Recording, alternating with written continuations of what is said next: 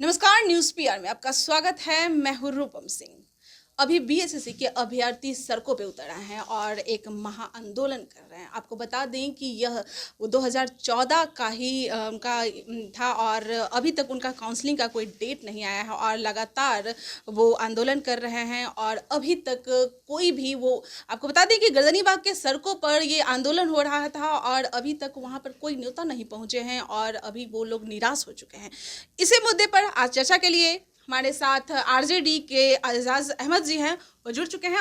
उनसे बात करते हैं। देखिए, ये 7 वर्षों का मामला है और ये सरकार 7 वर्ष क्या 700 वर्ष में भी बहाली की प्रक्रिया को पूरा नहीं करेगी, क्योंकि इस सरकार से नौजवानों को उम्मीद ही नहीं रखना चाहिए।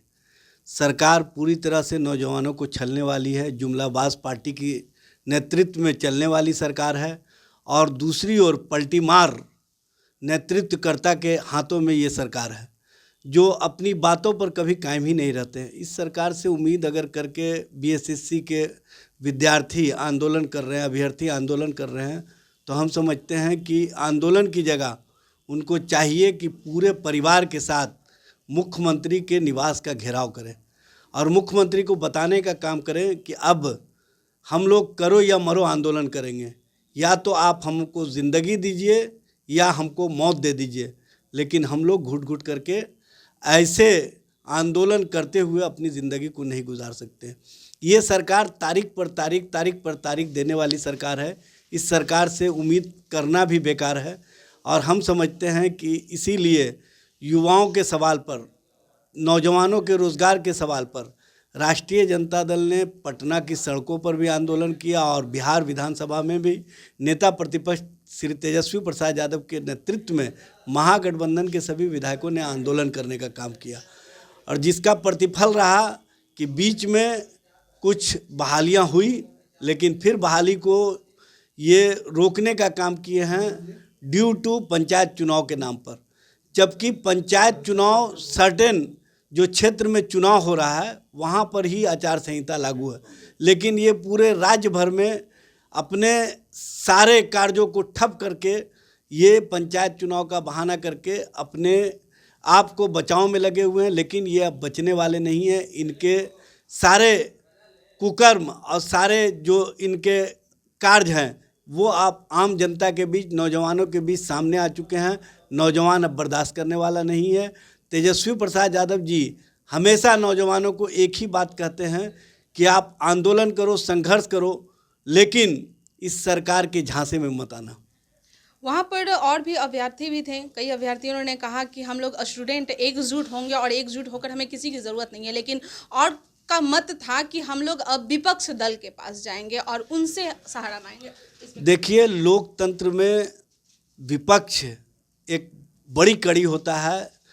किसी भी मुद्दे पर आंदोलन को समर्थन दे करके उसको वृहद पैमाने पर सरकार के सामने रखता है, तब सरकार की भी कान खुलती है, आँख खुलती है और वो देखने का काम करते हैं कि ये अब हमारे बस का चीज़ है कि नहीं है। हम समझते हैं कि सरकार को झुकाने के लिए अगर नौजवान ने अपने स्तर से आंदोलन का कार्यक्रम बनाया है तो ये स्वागत योग्य है, लेकिन हम विपक्ष की हैसियत से सरकार के आँख को और सरकार के कान को खुलवाने का काम करेंगे और बताने का काम करेंगे कि आप नौजवानों को छलने का काम मत कीजिए, ठगने का काम नहीं कीजिए।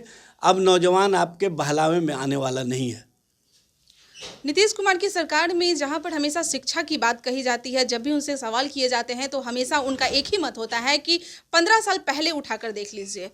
देखिए, शिक्षा का स्तर तो इतना गिर गया है कि उसका वर्णन नहीं किया जा सकता है। अभी तारापुर में जो चुनाव हो रहा था वहाँ पर एक स्कूल का आप ही लोगों ने दिखाने का काम किया कि 10+2 तक क्लास चल रहा है और सिर्फ 2 टीचर है। 2 टीचर से 10+2 तक स्कूल चल रहा हो, उस स्कूल की क्या स्थिति होगी। उसी तरह से कुशेश्वर स्थान का मामला था। ये राज्य भर में जहाँ पर भी स्कूल चल रहा है, स्कूल कहीं पर नहीं है। शिक्षा के नाम पर सिर्फ और सिर्फ लूट का धंधा चल रहा है और सबको जो शैक्षणिक कार्य में लगाना चाहिए, शैक्षणिक कार्य की जगह अन्य कार्यों में लगा करके छात्राओं के भविष्य को बर्बाद किया जा रहा है। बिहार में शिक्षा के स्तर इतना गिरावट आया है कि उसका वर्णन भी नहीं किया जा सकता। बीएसएससी के अभ्यर्थी अभी भी आप लोग के सपोर्ट में है। उनका कहना है कि अब हम आरजेडी के पास जाएंगे, यानी कि विपक्ष दल के पास जाएंगे और कहीं ना कहीं उनसे ही हमारी जो भी है। देखिए, हमारे पास जो भी आंदोलनकारी आएंगे, छात्र नेता, जो बेरोजगार, हम लोग उनको पूर्णतः समर्थन देने का काम करेंगे। हमारे नेता तेजस्वी प्रसाद यादव जी इस मामले में अपना दरवाज़ा हमेशा खुला रखे हैं कि नौजवानों के सवाल पर वो हर स्तर पर आंदोलन और संघर्ष को आगे बढ़ाने का काम करेंगे।